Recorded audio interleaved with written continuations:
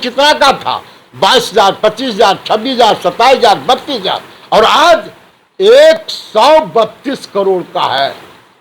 1,32,000 करोड़ का बजट है। सिंचाई पर कितना आपने खर्च किया? 3 कृषि रोड मैप आपने चलाया। शर्म से डूब जाना चाहिए।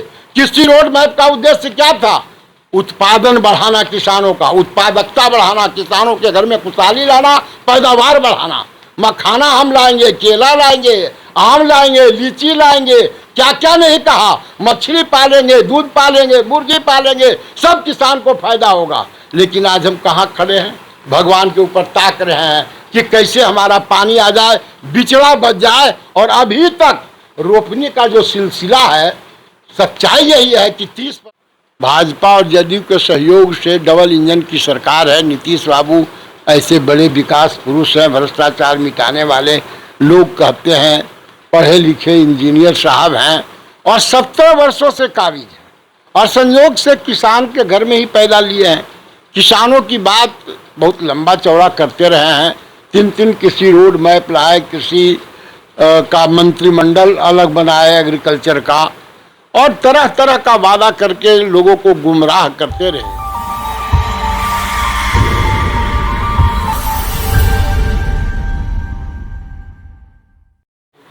नमस्कार, मैं हूं आदम परवेज। आप देख रहे हैं राइट फॉर न्यूज़ और हमारे साथ हैं राष्ट्रीय महासचिव लोजपा के और पूर्व विधायक माननीय सतीश जी। सतीश जी के आवास पर हम आए हैं और इनसे हम बात करते हैं कि आज जो बिहार की स्थिति है, दुर्दशा है, सुखाड़ पे और बाढ़ पे, जो आज प्रदेश के किसान सुखाड़ और बाढ़ से परेशान हैं, त्रस्त हैं, इन पर हम सीधा इनसे बात करते हैं। सर नमस्कार। नमस्कार सर, बताइए आज की जो स्थिति है, बाढ़ और सुखाड़, पूरा अखबार रंगा हुआ है बाढ़ और सुखाड़ पर, तो इस पर सर बताइए क्या हाल है इस बिहार की, कैसे सुधरेगा ये? बिहार, सच्चाई है कि झारखंड अलग होने के बाद बिहार के पास मानव संसाधन बचा, भू जमीन बचा और जल बचा। इसके अलावा बचा क्या?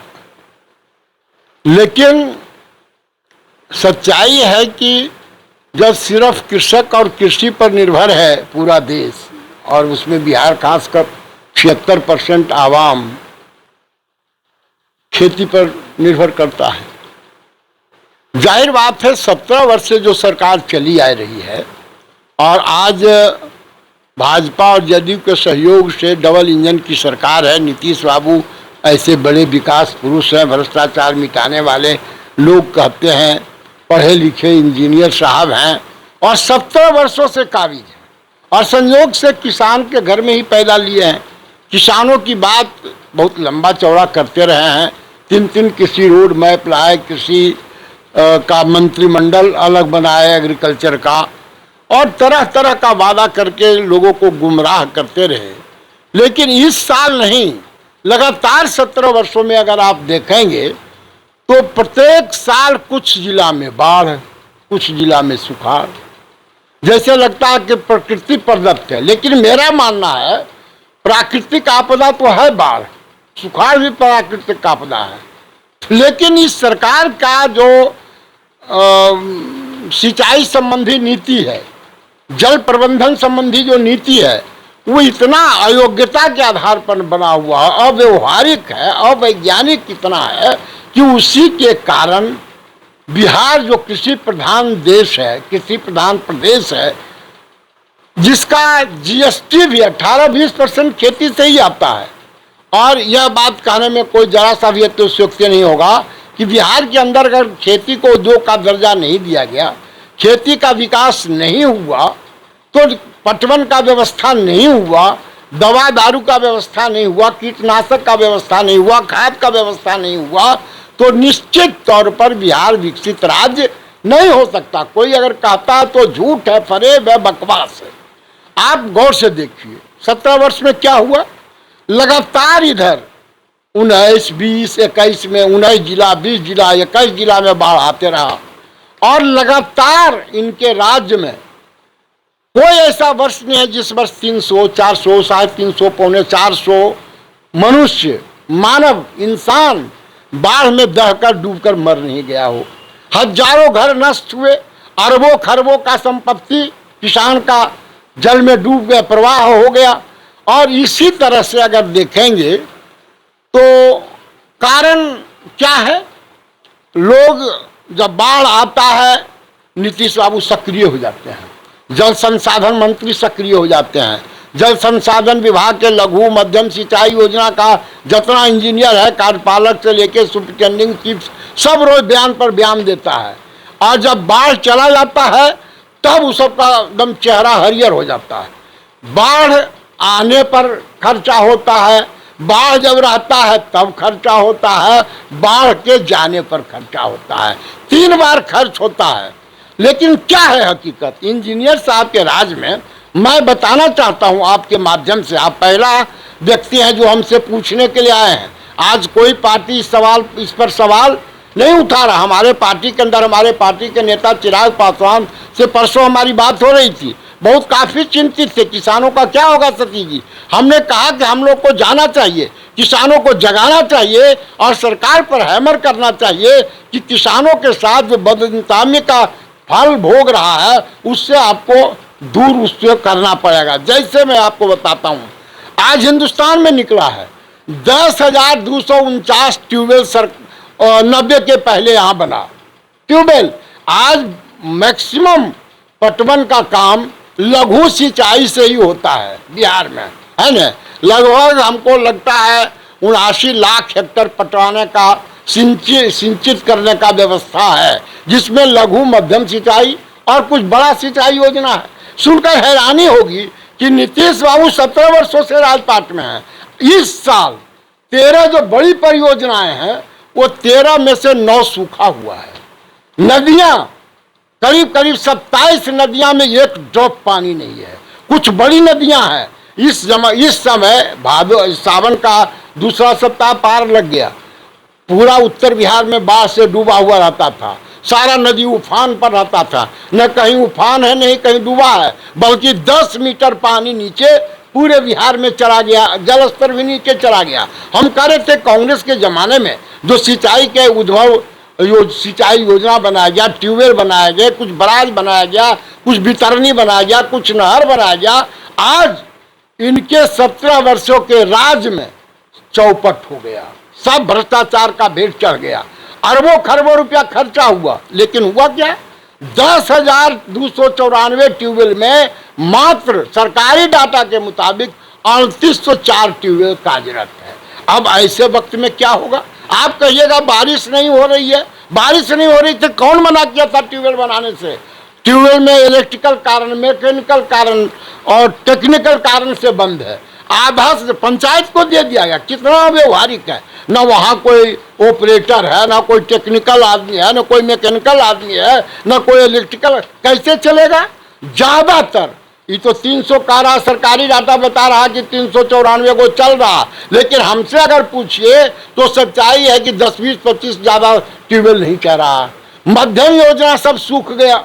तो हमारा ये कहना है कि आदरणीय नेता जब बाढ़ आने वाला रहता है तो सक्रिय लोग हो जाता है और अरबों रुपया खर्च किया जाता है। किस सवाल पर, बांध बांधने के सवाल पर, बांध जो टूटा हुआ उसके मरम्मत के सवाल पर। लेकिन मैं आपको बताना चाहता हूँ आपके माध्यम से, बहुत बहुत धन्यवाद है आपको कि हमसे आप पूछने के लिए आए हैं। सुखाड़ पर बहुत बहुत धन्यवाद है, इसलिए कि बिहार को ये जानना चाहिए कि जब आज़ादी के समय में मात्र 169 किलोमीटर बांध बना था तब 24 लाख हेक्टेयर जमीन जो है जल प्लावित बाढ़ में डूब जाता था। और आज इंजीनियर साहब के कृपा से 3700 किलोमीटर, 3700-800 किलोमीटर बांध बन गया और डूबने वाला इलाका कितना हो गया, 60 से 70 लाख हेक्टेयर।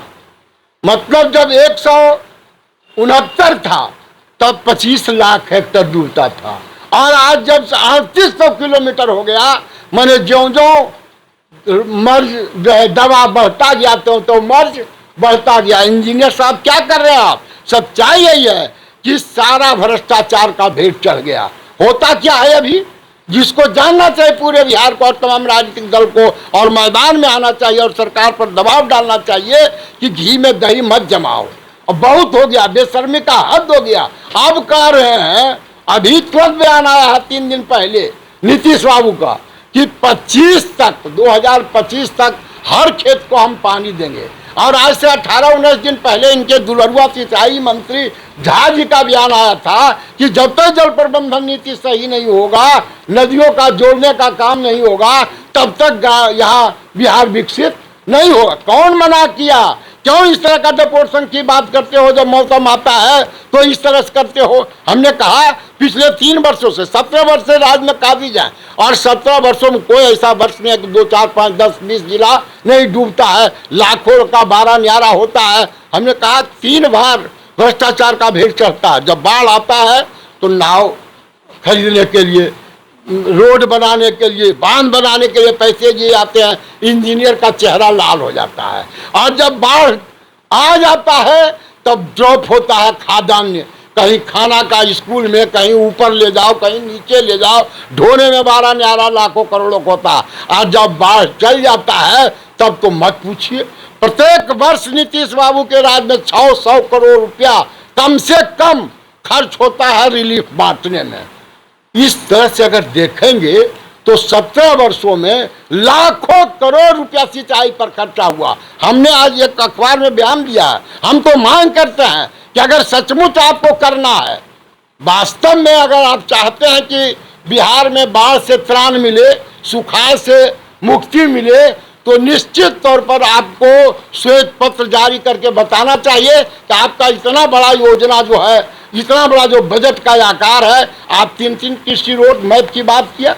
कृषि रोड मैप किसने शब्द बाग दिखाया? नीतीश कुमार ने शब्द बाग दिखाया। उसने कहा कि पूरा देश के कोई ऐसा थाली नहीं होगा जिसमें बिहारी व्यंजन नहीं होगा। उसने कहा कि जितना चौर है गंगा और विभिन्न नदियों के पेट के में जो चौर है, 20% खेती का जो जमीन है नदियों के चौर में है, उस चौर से नदी को जोड़ेंगे। महत्वाकांक्षी योजना थी, अरबों खरबों का योजना है। बड़ी नदी को छोटी नदी से जोड़ना, छोटी नदी को चौर से जोड़ना, पानी का संग्रहण करना, नया नया तालाब बनाना, उद्भव सिंचाई बनाना, ट्यूबवेल बनाना। पैसा कहाँ चला गया? हम इसीलिए मांग करते हैं कि सरकार को तुरंत अगर वास्तव में कुछ करना है किसान के लिए, तो उनको किसी भी सूरत में श्वेत पत्र जारी करना चाहिए। इसलिए कि हम लोग 90 में एमएलए थे, 90 से 2005 तक एमएलए थे।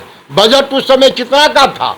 22,000, 25,000, 26,000, 27,000, 32,000, और आज 132 करोड़ का है। 1,32,000 करोड़ का बजट है। सिंचाई पर कितना आपने खर्च किया? 3 कृषि रोड मैप आपने चलाया, शर्म से डूब जाना चाहिए। कृषि रोड मैप का उद्देश्य क्या था? उत्पादन बढ़ाना, किसानों का उत्पादकता बढ़ाना, किसानों के घर में खुशहाली लाना, पैदावार बढ़ाना।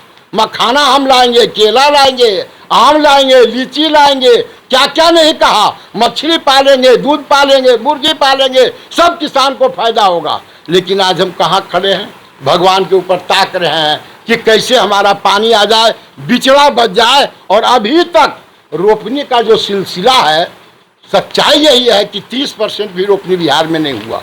अभी जहां हम लोग हैं, नीतीश बाबू का घर नालंदा में है, हमारा घर शेखपुरा है, जमुई है, ये यहाँ औरंगाबाद है, नवादा है, जहानाबाद है, पटना है, 10% भी रोपनी नहीं हुआ। कौन गुनहगार है? अगर गुनहगार नीतीश की सरकार है तो अब इसको इस्तीफा कर देना चाहिए अब, और इसे बर्दाश्त करने की आवश्यकता नहीं है। हम तो कहेंगे 30-32 वर्षों से पक्ष और विपक्ष की सरकार बनती रही है, सामाजिक न्याय की सरकार बनती रही है, और किसान बेचारा रोते रहा है। जब पानी अति हो जाएगा तो बाढ़ में डूब जाएगा, हजारों लोग मर जाएंगे, हजारों मजदूर मारा जाएगा, किसान मारा जाएगा, और रोजगार के लिए पलायन करेगा।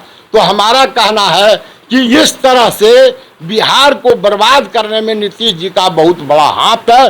अब और बर्दाश्त करने की आवश्यकता नहीं है। बाढ़ सुखाड़ के संदर्भ में जितना भी कहा जाए वह कम होगा, लेकिन हम इतनी ही बात कहेंगे कि 1990 के पहले जो सरकारें सिंचाई के लिए व्यवस्था बनाया था नीतीश बाबू के राज में, और इसके पहले की पूर्ववर्ती सरकार के राज में, सारा अफसर के हाथ घर में चला गया पैसा, भ्रष्टाचार का भेड़ चढ़ गया, किसान रोता रह गया। और अगर यही हाल रहा तो रोते रहेगा और ये ठगते रहेंगे। कभी मखाना बढ़ाएंगे, कभी कुछ बढ़ाएंगे, कभी बाढ़ से त्राण दिलाएंगे, कभी बांध बनवाएंगे। नहीं तो कितना व्यवहारिक बात आप समझिए। सर सुखाड़ पे तो बहुत बोल दिए आप, पूरा आप चिट्ठा खोल दिए बाढ़ और सुखाड़ पर। अब ये बताइए सर कि लोजपा एलजेपी माननीय चिराग पासवान जी क्या प्लानिंग है, आगे किसी पार्टी में मर्ज करेंगे? आप इस पार्टी में आए हैं, क्या आपका आगे का पार्टी का प्लानिंग है, इसके बारे में?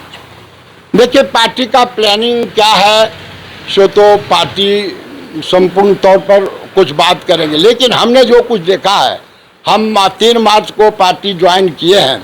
इसके पहले मैं विभिन्न जगहों पे था और हम त्राण चाहते थे कि बिहार के लोग जो लाचारी बेबसी की ज़िंदगी जी रहे हैं, कोरोना जब हुआ तो पलायन करने वाले करोड़ों हमारे बिहार के वासी, बिहार के कोख से जन्मने वाला गरीब का बेटा, मेहनत कश आवाम बाहर में था।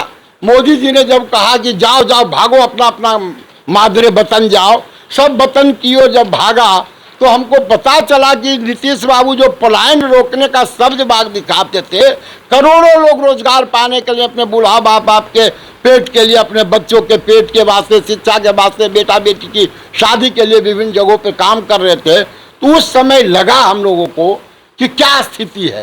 तो अब तो हम आए हैं इसीलिए कि अब एक नया विकल्प चाहिए।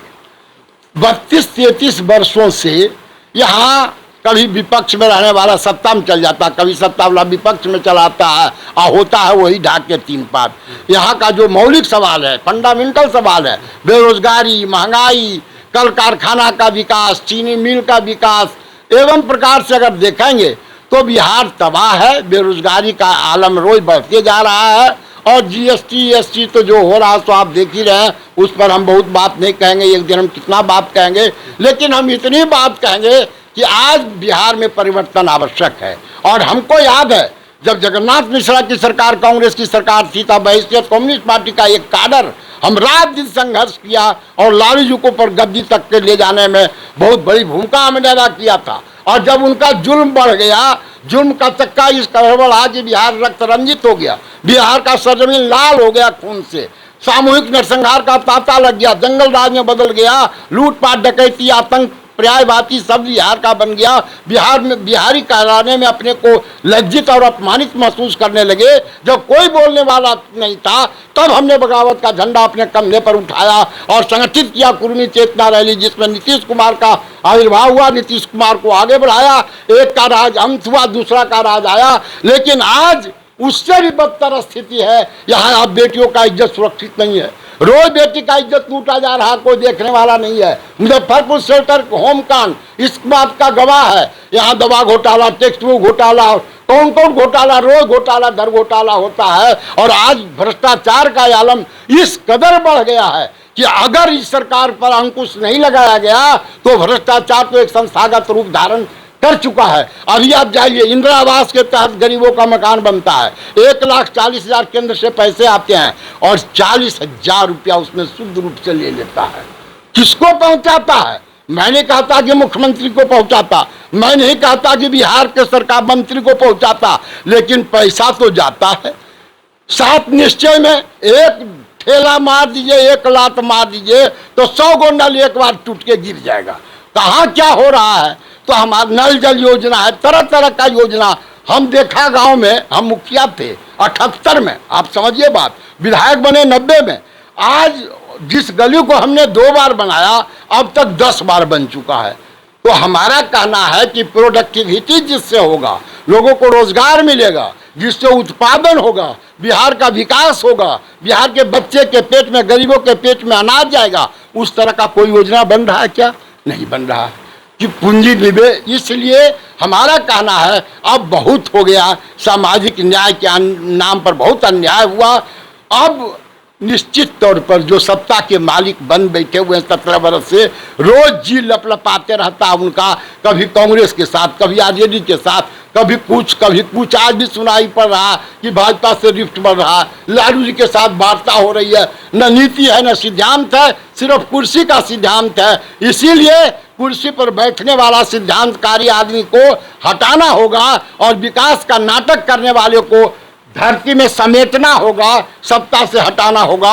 हमको अपना पूर्ण विश्वास है कि बिहार में एक खुशी की बात है कि बिहार का धरती का एक पुत्र, एक लाल, बिहार के माटी का लाल चिराग पासवान, जो स्वर्गीय रामविलास पासवान जी के सुपुत्र हैं, एक मजबूत इच्छा शक्ति के साथ बिहार फर्स्ट के नारा को लेकर जद्दोजहद करने के लिए निकल पड़ा है। चाहे नौजवान का सवाल हो, चाहे किसान का सवाल हो, चाहे एनडीए के खिलाफ हो, चाहे लालू जी के खिलाफ हो, चाहे नीतीश के खिलाफ हो, जनता के सवालों पर वह बगावत करने के लिए मन में ठाना है और बिहार को आगे ले चलने के लिए, किसान मजदूरों को संगठित करने के लिए संघर्ष का रास्ता अपनाया है। इसलिए हमको पूरा विश्वास है कि अब बिहार को विकल्प मिल गया है। आवश्यकता इस बात का है कि जात पात के, धर्म के नाम को, मजहब को छोड़ते हुए, दीवार को तोड़ते हुए, थामते हुए नौजवानों को आना चाहिए और चिराग पासवान का हाथ थाम कर आगे बढ़ना चाहिए, तभी बिहार का कल्याण है। हमें पूरा विश्वास है कि चिराग पासवान आगे बढ़ेगा और यही कारण है कि हमारे ऐसे लोग, हमारा क्या स्वार्थ है? हमारा स्वार्थ है कि बिहार की मिट्टी की बेटी का इज्जत न लूटा जाए।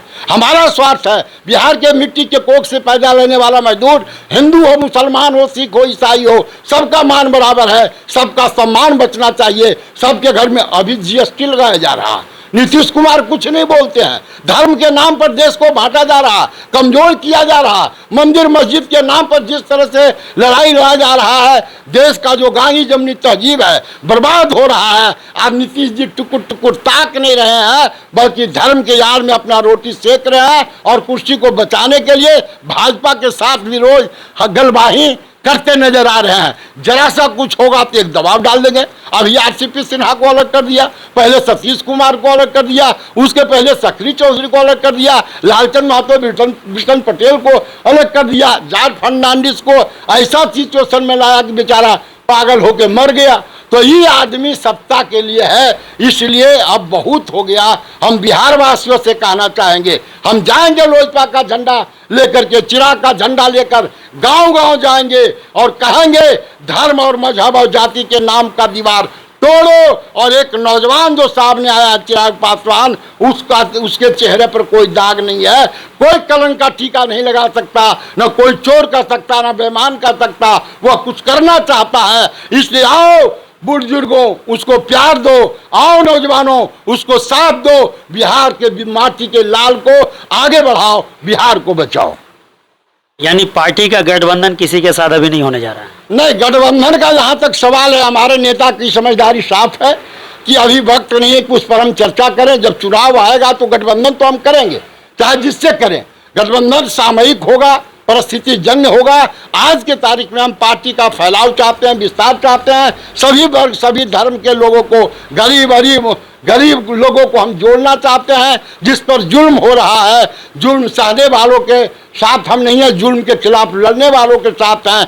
और निश्चित तौर पर हमारी पार्टी चाहती है कि अभी अपने पार्टी का विस्तार करें, संगठन का जामा पहरावें, अपने नीति को प्रसारित करें, पार्टी का फैलाव होगा। और जब तदनुरूप जब चुनाव घोषित होगा तो हमारे नेता कहते हैं कि उस समय हम लोग तय करेंगे। हम जाएंगे तो जरूर किसी के साथ, लेकिन नेता की समझदारी साफ है कि जब वक्त आएगा चुनाव का तब हम अपना राज खोलेंगे और तब सबके सामने हम आएंगे कि हम किसके साथ जाएंगे। आज भी आप देखते होंगे लोग कहता है एनडीए में है। एनडीए में क्या है भाई? दो सवाल आया। एक तो आया जवानों के साथ जो जुल्म हुआ, कौन योजना था ये? अग्निपथ में आपने देखा होगा, अग्निपथ में घोषणा हुआ। एनडीए में लोग कहता है, हमारा नेता चिराग पासवान ने क्या किया, रातों रात रक्षा मंत्री को चिट्ठी लिखा, ये गलत है। युवाओं के हाथ में बिहार देश का विकास निर्भर करता है। युवाओं को 4 वर्ष के लिए आप ऐसा कर रहे हैं, ये हमारी सोच गलत है। इसलिए हम इस पर सड़कों पर उतरेंगे और सवेरे 8 बजे तक सभी नेताओं को बुलाया और 12 बजे सड़क पर निकल करके नौजवानों का साथ दिया। इसकी फितरत नहीं रही उसको कि एनडीए की सरकार है, एनडीए के खिलाफ हम जा रहे हैं, बल्कि एनडीए के खिलाफ नहीं, उसने कहा कि हम जवानों के साथ जा रहे हैं और राज्यपाल के माध्यम से प्रधानमंत्री को चिट्ठी लिखकर भेजा कि आप इस नियम को वापस लिए, इस कानून को वापस लिए, इसलिए कि नौजवानों के हित में नहीं है। और जब नौजवानों के हित में नहीं है, भारत नौजवानों का देश है, 65% नौजवान है, उसको जब तक रोजगार नहीं मिलेगा देश विकासशील नहीं होगा, इसलिए वापस कीजिए। किसान के सवाल पर भी अगर आपको याद होगा, किसान के सवाल पर भी हमारा नेता आवाज उठाया और आज ही पार्लियामेंट में मुखर है हमारा नेता। जब कोई गरीबों पर जुल्म होता है, मजदूर हो, किसान हो, अन्य तबका का लोग हो, हिंदू संप्रदाय, जैसे हमारा नेता रामविलास पासवान थे, उन्होंने कहा था कि धर्म का दिया को समाज को जलाने के लिए इस्तेमाल नहीं करना चाहिए, बल्कि समाज को जगाने के लिए, समाज को प्रज्वलित करने के लिए चलना चाहिए। और उसी सिद्धांत का पृष्ठपोषक हमारा नेता चिराग पासवान है, जो नौजवान है। हम समझते हैं सिर्फ नौजवानों का हरदिल अजीज नेता नहीं है, बल्कि पूरे देश के खिलाफ, देश के अंदर जुल्म के खिलाफ आवाज बुलंद करने वाला हर एक लोगों का चहेता हमारा नेता है। इसलिए हम समझते हैं कि परिवर्तन होगा और बिहार में नया विकल्प बनेगा। विकल्प का नेता चिराग पासवान होगा। बहुत बहुत धन्यवाद आपका सतीश कुमार साहब। ये महासचिव लोजपा के हैं और पूर्व विधायक रह चुके हैं। और इन्हीं के साथ मैं पटना से आदम परवेज़।